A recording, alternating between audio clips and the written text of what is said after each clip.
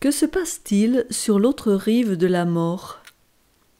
Question angoissante, inquiétante ou bien un mystère insondable. On cherche néanmoins des réponses. Il en existe trois essentiellement. La première est brève, rien. La mort, c'est la fin définitive ou bien on n'en sait trop rien. Dans les deux cas, on répond par le vide. La deuxième est donnée par les chrétiens, c'est la résurrection. Pour eux, la mort n'est pas la fin de l'être humain. Il ressuscitera au retour de Jésus, car il a cru au pardon divin de Jésus-Christ. Il recevra l'immortalité et vivra éternellement. Si cette doctrine détenait le monopole dans nos régions jusqu'à il y a peu de temps, il n'en est plus ainsi. En effet, 20% de nos contemporains d'Europe ont une croyance différente. Ils croient en la réincarnation. Esquissé sommairement, l'être humain après sa mort revient à la vie terrestre, mais dans un autre corps. Il refait sa vie. Alors qu'en est-il? Qu'en dit la Bible?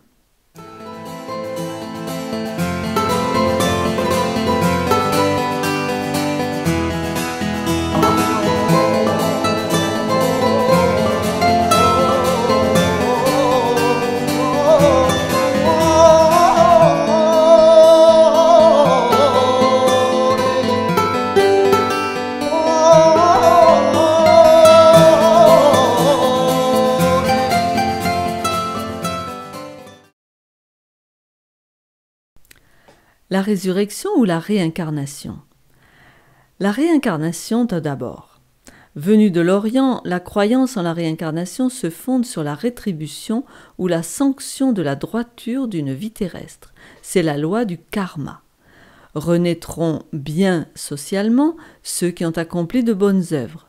Les autres, réincarnés dans les classes pauvres, devront expier les fautes commises dans leur vie antérieure. L'âme ou principe spirituel continue donc de se réincarner jusqu'à ce qu'il accède au salut ou à la délivrance. Celle-ci intervient quand l'âme a compris l'ignorance, l'erreur, l'illusion qui la faisait chaque fois s'associer à des corps. C'est alors qu'elle se réfugie dans une éternité bienheureuse appelée le nirvana. Cette doctrine à succès en Occident a été adoptée par le Nouvel Âge. Elle affirme qu'après les maux de cette vie, la vie sera meilleure. Au début, l'Inde ne connaissait pas la réincarnation. Après sa mort, il ne subsistait de l'homme que son être le plus profond, le soi, que les Grecs ont appelé l'âme. Le soi est lié par la loi du karma, c'est-à-dire la loi de la rétribution selon les œuvres. S'il n'en a pas fait assez, il est contraint de se réincarner dans d'autres corps jusqu'à ce qu'il parvienne à se libérer.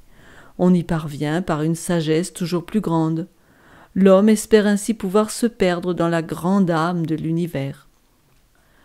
C'est au VIe siècle avant Jésus-Christ que le bouddhisme va broder sur le Caneva.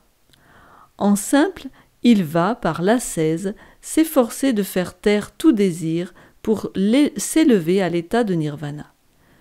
Ces deux conceptions relativisent l'existence individuelle au profit de la grande réalité cosmique. Des Occidentaux comme Lessing ont d'autres conceptions. La nouvelle vie, pour eux, n'est pas une rétribution pour celle qui a précédé. Elle est une chance de perfectionnement, une chance d'accéder à plus d'expérience et de savoir. Chaque réincarnation constitue donc un pas en avant vers une perfection plus haute. Elle n'est plus vue comme une malédiction, une punition ou un destin. Elena Blavatsky ou Rudolf Steiner un peu plus tard la voient comme un mouvement ascendant dans le processus de relaxation de soi. Je ne m'étendrai pas plus longtemps sur cette croyance qui est à l'opposé du christianisme. Il est indéniable que les religions orientales exercent une fascination sur l'Occident. L'intégrité morale des adeptes orientaux, leur vie exemplaire, fait grande impression sur une Europe immorale, hors de tout contrôle, sans repère et stressée. Pour l'oriental, le New Age, l'homme et le cosmos ne font qu'un. La réincarnation s'inscrit dans des rythmes de vie de l'univers, un cycle grandiose de vie et de mort, de renaissance et de déclin, un peu le yin et le yang. La mort d'un être signifie la vie d'un autre. L'univers est une suite de causalités enchaînées, de structuration et déstructuration toujours nouvelles. L'être humain n'est donc qu'un élément de l'univers. Oui, la théorie ne manque pas d'allure, mais alors quel est le sens de ma vie actuelle dans cette perspective? Mes actes ont-ils ou non une valeur unique et définitive?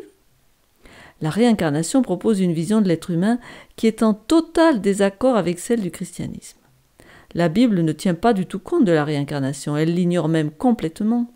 La Bible parle de responsabilité personnelle de l'individu. À la question de savoir comment assumer un passé chargé et supporter le poids de ses fautes, elle répond par le don gratuit d'un nouveau cœur et d'un nouvel esprit de la part de Dieu. Car c'est Dieu qui vient sauver l'homme, le salut n'est pas un travail d'homme. Quant aux expressions renaître d'en haut, renaissance, nouvelle naissance, elles parlent d'une vie nouvelle inaugurée par une conversion spirituelle, par la foi en Jésus-Christ et par une soumission confiante mais radicale à Dieu. Il ne s'agit pas de réincarnation. Cette renaissance a lieu durant la vie présente et non pas après la mort. La réponse qu'offre la réincarnation est une manière de conjurer l'angoisse de la mort et le non-sens de la vie. Puisque la mort n'est jamais définitive, il n'y a pas lieu de la redouter. C'est là le vieux mensonge du serpent en Éden. Il avait dit à Ève « Vous ne mourrez point ». Et il a perpétué ce mensonge jusqu'à aujourd'hui. Tournons-nous donc maintenant vers le message biblique de la résurrection. Il affirme que notre vie est unique et ne se reproduira pas. Dieu nous ressuscitera, chacun personnellement, comme Christ est ressuscité, si nous remplissons les conditions. Nous portons aux yeux de Dieu un nom unique. Nous ne sommes pas une perle au collier des renaissances, se reproduisant sans cesse, pour sans cesse aboutir à la mort. La mort a été vaincue par Christ une fois pour toutes. Retraçons donc maintenant ce thème de la résurrection. Évidemment, il faut croire d'abord à la notion de péché. À cause de son péché, l'humanité est soumise à la mort. Et en effet, la Bible nous affirme que le salaire du péché, c'est la mort. Nous nous sommes coupés de la vie. La mort est un sommeil. Les pensées, les intentions périssent. On n'est plus. Mais Dieu n'a pas voulu nous laisser dans cette condition. En effet, il a dit « Je les racheterai du pouvoir de la tombe, je les délivrerai de la mort ». Osée 13, verset 14. Cette rédemption du pouvoir de la tombe a été effectuée par Christ. Car, puisque la mort est venue par un homme, c'est aussi par un homme qu'est venue la résurrection des morts. Et comme tous meurent en Adam, de même aussi tous revivront en Christ. 1 Corinthiens 15, versets 21 et 22. Un jour vient, bientôt, où les morts entendront la voix de Christ les appeler, comme il a appelé Lazare. Il cria d'une voix forte, « Lazare, sors !» Et il dit encore, ne vous étonnez pas de cela, car l'heure vient où tous ceux qui sont dans les sépulcres entendront sa voix. Oui, Dieu promet une vie future, un paradis restauré où la mort ne sera plus. C'est lui qui anéantit la mort pour toujours. Et dans Ésaïe 26, 19, il nous est assuré que les morts revivront. Car il est dit que tes morts revivent, que mes cadavres se relèvent. Réveillez-vous, tressaillez de joie, habitants de la poussière. Car ta rosée est une rosée vivifiante, et la terre redonnera le jour aux ombres. Oui, à partir de la résurrection, la vie éternelle commence. Elle est donnée à ceux qui ont la foi. La volonté de mon Père, c'est que quiconque voit le Fils et croit en lui ait la vie éternelle, et je le ressusciterai au dernier jour. Les autres subiront une destruction complète. Ce sera comme s'ils n'avaient jamais existé. C'est ce que nous dit Jean 5, au verset 29. Ceux qui auront fait le bien ressusciteront pour la vie, mais ceux qui auront fait le mal ressusciteront pour le jugement. J'aimerais m'intéresser aux détails et revoir avec vous le scénario de la fin. Les dernières heures de l'histoire de la Terre seront témoins de scènes grandioses. Après que les puissances terrestres auront dominé le peuple de Dieu jusqu'à émettre contre eux un décret de mort, voir pour cela la vidéo sur le décret de mort, on assistera à un renversement. Dieu interviendra. il déversera des plaies qui se termineront par un terrible tremblement de terre défiant l'échelle de Richter et qui mettra la terre dans un état de chaos indescriptible. C'est dans ces décombres que Jésus apparaîtra en gloire. Il est dit en Apocalypse 19, verset 11 « Puis je vis le ciel ouvert, et voici, parut un cheval blanc. Celui qui le montait s'appelle fidèle et véritable, et il juge et combat avec justice. Escorté par ses anges et en grand apparat, celui qui était autrefois charpentier reviendra comme le roi vénérable du cosmos. Tandis que les croyants savourent sa présence, les multitudes impies réagissent au même spectacle avec une crainte désespérée. Ils s'écrient « Tombez sur nous, montagnes et rochers, et cachez-nous devant la face de celui qui est assis sur le trône et devant la colère de l'agneau, car le grand jour de sa colère est venu, et qui peut subsister ?»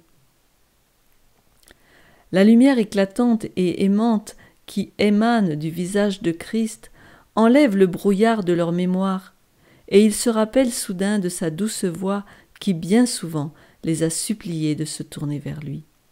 Ces souvenirs perturbants provoquent une anxiété si profonde qu'ils plongent sous les rochers dans l'espoir de les faire taire.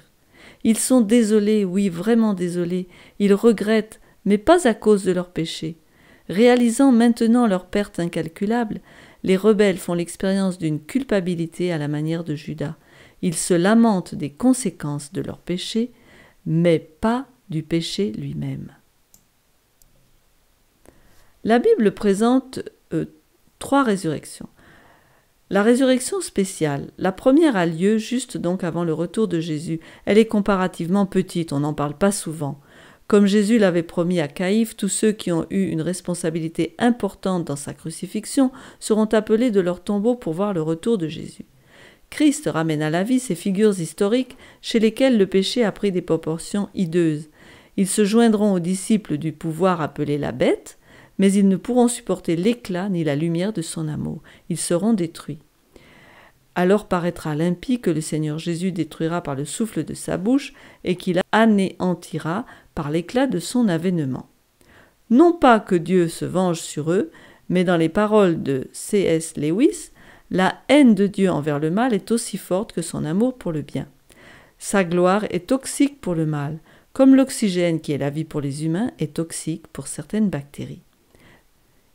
Quand Dieu et le péché entrent en collision, on assiste à un holocauste. Ceci donc pour la résurrection spéciale. La résurrection des justes maintenant. La mission de Jésus est plus que le jugement des cruels de la terre. Il vient délivrer les opprimés, il vient au secours de ceux qui ont été enfermés dans la prison de leur tombe par Satan. Ils répondent à sa voix et se lèvent. La terre découvre la grande multitude de ceux qui furent fidèles à Dieu au cours des âges. 1 Thessaloniciens 4, 16 nous dit « Car le Seigneur lui-même a un signal donné à la voix d'un archange et au son de la trompette de Dieu, descendra du ciel, et les morts en Christ ressusciteront premièrement. » C'est donc la résurrection des justes. Après celle-ci, les vivants fidèles à Dieu, qui étaient pourchassés par leurs oppresseurs, sont changés en un corps glorieux, plus soumis à la mortalité. C'est le verset 17. Ensuite, nous les vivants qui serons restés, nous serons tous ensemble enlevés avec eux sur les nuées, à la rencontre du Seigneur dans les airs, et ainsi nous serons toujours avec le Seigneur. Et la mort n'aura plus de pouvoir sur eux. C'est ce qu'il est dit dans 1 Corinthiens 15. « Voici, je vous dis un mystère, nous ne mourrons pas tous, mais tous nous serons changés. En un clin d'œil, en un instant, à la dernière trompette, la trompette sonnera et les morts ressusciteront incorruptibles, et nous serons changés. Car il faut que ce corps corruptible revête l'incorruptibilité et que ce corps mortel revête l'immortalité. Lorsque ce corps corruptible aura revêtu l'incorruptibilité et que ce corps mortel aura revêtu l'immortalité, alors s'accomplira la parole qui est écrite, la mort a été engloutie dans la victoire. La grande réunion céleste rapproche ceux qui avaient été séparés. Les enfants retrouvent leurs parents autrefois endeuillés. Les amis regardent avec plaisir le visage pour toujours jeune de ceux qu'ils avaient vus vieillir. Paul et Jean indiquent bien que les fidèles sont emmenés au ciel après le retour de Jésus. En Apocalypse 7, verset 9, « Après cela je regardais, et voici, il y avait une grande foule que personne ne pouvait compter, de toute nation, de toute tribu, de tout peuple et de toute langue. Ils se tenaient devant le trône et devant l'agneau, revêtus de robes blanches et des palmes dans leurs mains. Ils sont bien au ciel, devant le trône de l'agneau et de Dieu. » Donc, avec la multitude des sauvés, tous sont escortés dans la présence intime de Dieu, où ils se tiennent sur la mer de verre, donc devant le trône, avec les harpes de Dieu, et ils chantent le cantique de Moïse. En effet, il est dit dans Apocalypse 15, « Je vis comme une mer de verre mêlée de feu, et ceux qui avaient vaincu la bête et son image, et le nombre de son nom, debout sur la mer de verre, ayant des harpes de Dieu, et ils chantent le cantique de Moïse, le serviteur de Dieu, et le cantique de l'agneau en disant « Tes œuvres sont grandes et admirables, Seigneur Dieu Tout-Puissant, tes voies sont justes et véritables, Roi des nations. » Pendant ce temps, la terre est désolée. Les corps carbonisés de ceux qui n'ont pas pu supporter l'éclat de la venue de Christ sont éparpillés à sa surface. Seuls Satan et ses démons sont témoins du ravage qu'ils ont causé. De même que le bouc émissaire portait symboliquement les péchés d'Israël dans le désert à la fin du jour des expiations, vous pouvez pour cela voir la vidéo sur le jour des expiations, de même Satan portera la punition des péchés qu'il a fait commettre aux sauvés en restant dans le désert d'une planète dévastée. Sans personne à tenter et tourmenter, il est, dans le vrai sens du terme, lié pour 1000 ans. En effet, en Apocalypse 20, il nous est dit « Il saisit le dragon, le serpent ancien, qui est le diable et Satan, et il le lia pour 1000 ans. Il le jeta dans l'abîme, ferma et scella l'entrée au-dessus de lui, afin qu'il ne séduisît plus les nations jusqu'à ce que les 1000 ans fussent accomplis. Après cela, il faut qu'il soit délié pour un peu de temps. » Beaucoup de gens ne comprennent pas ce verset et pensent qu'il est lié dans un endroit spécial, mais il est simplement sur la terre lié par les circonstances. Sans plus aucun de ces mécanismes de fuite, il est forcé de réfléchir à ses crimes, enfin contre l'homme et contre Dieu, et à son sinistre futur devant les hautes instances de l'univers. Alors, maintenant s'inscrit le moment du jugement des 1000 ans, ou le millénium. À des milliers de kilomètres de là, dans un ciel rempli de félicité active, les rachetés ont une tâche monumentale à accomplir. La vision de Jean révèle des trônes. Apocalypse 20, verset 4. « Et je vis des trônes, et à ceux qui s'y assirent furent donnés le pouvoir de juger. Et je vis les âmes de ceux qui avaient été décapités à cause du témoignage de Jésus et à cause de la parole de Dieu, et de ceux qui n'avaient pas adoré la bête ni son image, et qui n'avaient pas reçu la marque sur leur front et sur leurs mains. Ils revinrent à la vie, et ils régnèrent avec Christ pendant 1000 ans. » Des saints qui jugent au ciel. Des années avant cette vision, Paul en avait appelé à sa congrégation à Corinthe à ne pas mettre leurs frères au tribunal sur la base que « Ne savez-vous pas que les saints jugeront le monde ? Ne savez-vous pas que nous jugerons les anges ?» Si, pour le moment, notre connaissance partielle nous rend incapables de juger les autres, il n'en sera plus ainsi à ce moment-là, car, il est dit, « C'est pourquoi ne jugez rien avant le temps jusqu'à ce que vienne le Seigneur, qui mettra en lumière ce qui est caché dans les ténèbres et qui manifestera les desseins des cœurs. Alors chacun recevra de Dieu la louange qui lui sera due. » Cette meilleure compréhension sera rattachée à l'examen des livres du ciel dont parle le prophète. Malachie 3,16 nous dit « Alors ceux qui craignent l'Éternel se parlèrent l'un à l'autre. L'Éternel fut attentif et il écouta, et un livre de souvenirs fut écrit devant lui pour ceux qui craignent l'Éternel et qui honorent son nom. » Donc toute pensée, toute motivation sera révélée puisqu'elles sont écrites dans le livre. Car Dieu amènera toute œuvre en jugement au sujet de tout ce qui est caché, soit bien, soit mal. En partenariat avec Dieu, les cas des perdus seront analysés, d'après ce qui est écrit dans les livres. Non pas que Dieu ne soit pas capable de juger les gens, mais son approche démocratique, encourageant la confiance et l'ouverture, fera que le ciel sera à l'avenir un lieu de sécurité pour tous. Ceux qui ne sont pas là ont montré qu'ils n'aimeraient pas vivre dans le ciel où règnent la sainteté et l'altruisme. Les rachetés réaliseront que ceux qui ne sont pas présents se sont, par leur propre choix, accrochés au péché qui devait être banni de l'univers. La résolution définitive du problème du péché ne peut se concevoir sans cette revue finale, précise et personnelle, afin qu'aucune ombre ne subsiste dans l'esprit de chacun. En exposant les crimes de l'humanité, cette revue permet de voir le péché tel qu'il est, pour qu'ensuite il soit avalé ou engouffré dans la lumière de l'éternité. Imaginons que Dieu saute cette étape et qu'il excuse Satan, considérant le problème comme un mauvais mal de tête, espérant qu'il passe.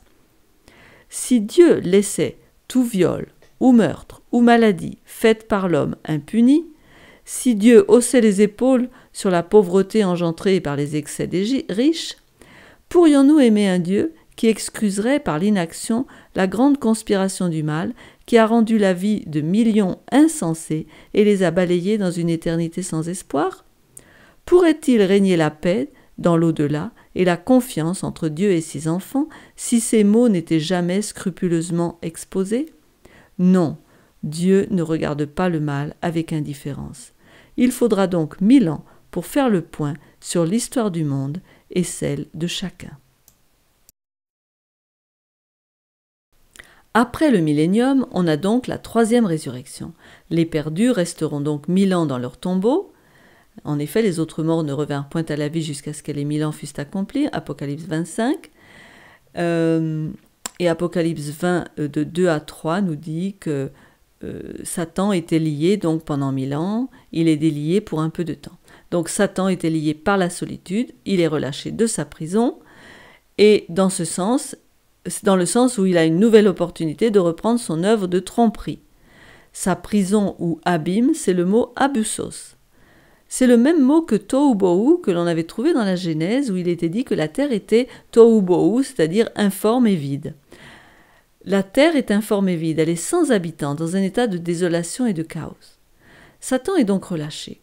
Cet événement a lieu quand les méchants de tous les âges ressuscitent à la conclusion du millénium.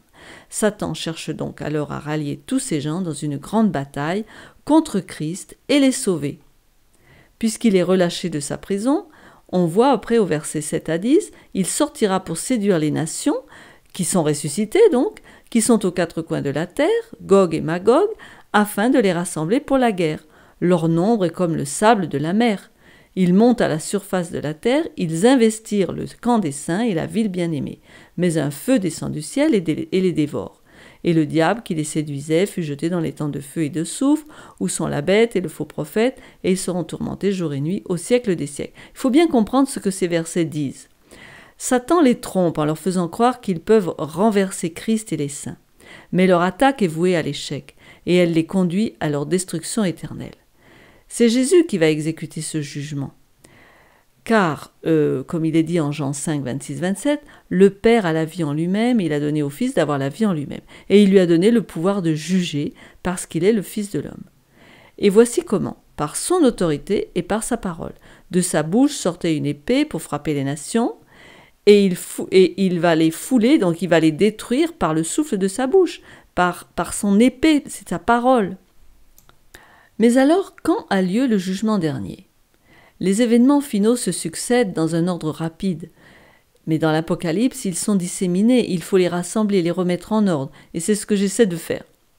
Donc, après la tentative d'attaque de la Nouvelle Jérusalem, qui est descendue du ciel avec Christ et ses saints, donc dans Apocalypse 20, verset 9, à ce moment-là a lieu le jugement des réprouvés. Et là, il nous faut aller au verset 11 à 15. Je vis un grand trône blanc et celui qui était assis dessus. La terre et le ciel s'enfuirent devant sa face et il ne fut plus trouvé de place pour eux. Et je vis les morts, les grands et les petits, qui se tenaient devant le trône. Des livres furent ouverts et un autre livre fut ouvert, celui qui est le livre de vie, et les morts furent jugés selon leurs œuvres, d'après ce qui était écrit dans les livres. La mer rendit les morts qui étaient en elle, la mort et le séjour des morts rendit les morts qui étaient en eux, et chacun fut jugé selon ses œuvres. Et la mort et le séjour des morts furent jetés dans les temps de feu, c'est la seconde mort, les temps de feu. Quiconque ne fut pas trouvé écrit dans le livre de vie fut jeté dans les temps de feu. Voilà, ça c'est la fin. Un feu descend du ciel et les dévore. Voici un tableau pour résumer la chronologie de ces derniers événements de la résurrection jusqu'au millénium. Donc au retour de Jésus, on a donc la résurrection des justes. C'est le moment où débute le millénium avec le jugement des réprouvés pendant 1000 ans au ciel. Toutes ces personnes-là sont sur la terre, sont mortes. Et ensuite, à la résurrection de ces réprouvés, ils comparaissent devant le tribunal divin et ils sont finalement détruits puisque le jugement a jugé qu'ils n'étaient pas capables de vivre dans le ciel. Ce deuxième tableau nous montre le sort des réprouvés. Donc, depuis leur résurrection, il y a eu la descente de la Nouvelle Jérusalem. Et là, puisqu'ils sont ressuscités, Satan se constitue une armée qui va donc attaquer la Nouvelle Jérusalem. C'est la bataille de Gog et Magog. Mais à ce moment-là, Dieu intervient et là, il va juger les réprouvés devant ce tribunal. Et à la fin de ce jugement, ils sont détruits et vont donc dans le lac de feu, c'est-à-dire la destruction éternelle. Alors, le dernier au revoir. J'aimerais reprendre le jugement dernier, pour en voir le pourquoi. La terre chancelle comme un homme ivre, elle vacille comme une cabane, c'est ce que nous dit Ésaïe 24, verset 20, car son péché pèse sur elle, elle tombe et ne se relève plus. Le retour de Jésus cataclysmique a laissé la terre dans le chaos. Elle a vacillé. C'est ainsi qu'elle a reposé pendant 1000 ans, stérile, immobile, fracturée, un vaste cimetière. Des arbres déracinés, pétrifiés, gisent entre les rochers calcinés. Pas un brin de verdure, pas une respiration. Jusqu'au moment où, incroyable, des corps humains commencent à se matérialiser entre les cratères et les ruines. Des corps innombrables, certains géants herculéens, d'autres chétifs aux yeux creusés, ravagés par l'âge et la maladie. Ils se lèvent. C'est donc la deuxième résurrection, celle des impies. C'est l'aube du jour du jugement dernier. Je le reprends. Alors pourquoi Dieu a-t-il convoqué et sorti de leur sommeil ces âmes perdues ? Parce que la seconde mort, la mort éternelle qu'ils vont bientôt subir, est une conclusion nécessaire à la grande controverse entre le bien et le mal. C'est la seule terminaison viable au conflit cosmique qui tournait autour de la liberté de choix. Comme ils ont passé leur vie à éviter Dieu et à cacher leur moi secret, Dieu va leur permettre de manifester le plus profond désir de leur cœur. Il va les laisser tenter de le détruire. Ils se sont relevés de leur tombeau avec le même esprit de rébellion et ils sont déterminés à imposer leur souveraineté sur leur brave vieux monde. Satan saisit le moment exploitant la désaffection des perdus, comme on l'a lu bien avant, il est relâché de sa tombe et il va rassembler son camp pour attaquer le camp des saints. Quel peut être le but de cette entreprise folle, si ce n'est d'arracher son trône au Créateur et Rédempteur et d'y mettre l'ange déçu qu'ils ont toujours servi. Ils croient encore que ce Superman peut les délivrer de l'esclavage de l'absolutisme moral et leur permettre de devenir des dieux de l'univers qu'ils se sont fabriqués. C'est le moment pour Dieu de déchirer le voile. Alors je reviens à mon grand trône blanc. Pensant que la conquête sera facile, ils sont arrêtés par une scène d'une gloire transcendante. Au-dessus de la cité apparaît un grand trône blanc sur lequel est assis le Fils de Dieu. C'est ce jugement. On l'a lu déjà tout à l'heure. Son œil, l'œil de Jésus, se pose sur cette foule meurtrière et la lumière de la vérité éclaire chaque coin de leur âme. Ils voient leurs péchés et leur caractère exposés. Ils sont confrontés au caractère humble de Christ. Ils le voient finalement dans sa vraie lumière. Un Dieu rempli de miséricorde. Ils reconnaissent le bon berger qui a tout fait pour gagner leur amour et assurer leur salut. Devant la vision du calvaire avec sa mystérieuse victime, toute excuse est balayée. Une autre vie, une autre chance ne changerait pas leur destin.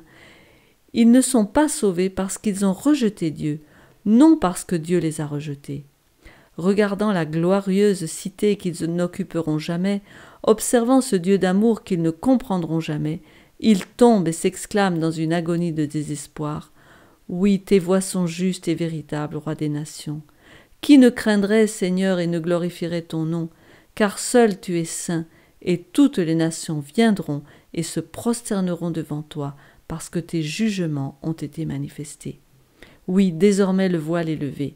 Ils comprennent que le super monstre qui les a trompés est un tyran malicieux, et ils s'exclament En Ésaïe 14, il est dit « Est-ce là cet homme qui faisait trembler la terre, qui ébranlait les royaumes, qui réduisait le monde en désert, qui ravageait les villes et ne relâchait point ses prisonniers ?» Tous prennent la parole pour te dire « Toi aussi tu es sans force comme nous, tu es devenu semblable à nous. » Ils sont en train de s'adresser à Lucifer. On peut supposer qu'ils sont tous pris de haine pour cet ange déchu, alias Lucifer, et ils se tournent contre lui. Et c'est à ce moment-là qu'un feu descend et les dévore. C'est la seconde mort, la mort éternelle. C'est la purification finale, le bannissement, la destruction, qu'il nous est impossible de décrire et de comprendre pleinement. Une chose reste certaine, c'est que Dieu est amour et le reste dans le jugement final aussi. Il est normal que sa colère s'exerce envers ses persécuteurs qui ont semé querelles, oppression, séduction et mort autour d'eux. Puisque sa justice est satisfaite, le juge de toute la terre n'étant pas un tyran vindicatif, il ne va pas faire souffrir ses ennemis pendant l'éternité dans un feu sans fin. Ceux qui se sont identifiés au péché seront des cendres. En effet, il est dit en Malachie 3, « Car ils seront comme de la cendre sous la plante de vos pieds, au jour que je prépare, dit l'Éternel des armées. » Oui, vous foulerez les nations, les méchants, que je n'ai pas lu le début du verset, vous foulerez les méchants, qui seront comme de la cendre sous la plante de vos pieds. Leur juste et miséricordieuse portion sera la non-existence éternelle. Ainsi s'achèvera l'histoire du mal. Mais ce n'était pas le plan premier de Dieu. Il n'aurait pas voulu dire ce dernier au revoir. Nous voulons nous aussi l'éviter. À chaque moment, le Saint-Esprit plaide avec l'humanité. Alors, qu'allons-nous lui répondre? Le laisserons-nous nous purifier en nous séparant du péché afin de lui épargner la souffrance de devoir nous détruire? Nous pouvons le faire, le laisser faire de nous une nouvelle création, afin que nos cœurs battent en harmonie avec lui au jour où, sur une terre purifiée et recréée, il s'exclamera, comme en Apocalypse 21, « Et celui qui était assis sur le trône dit, « Voici, je fais toutes choses nouvelles. »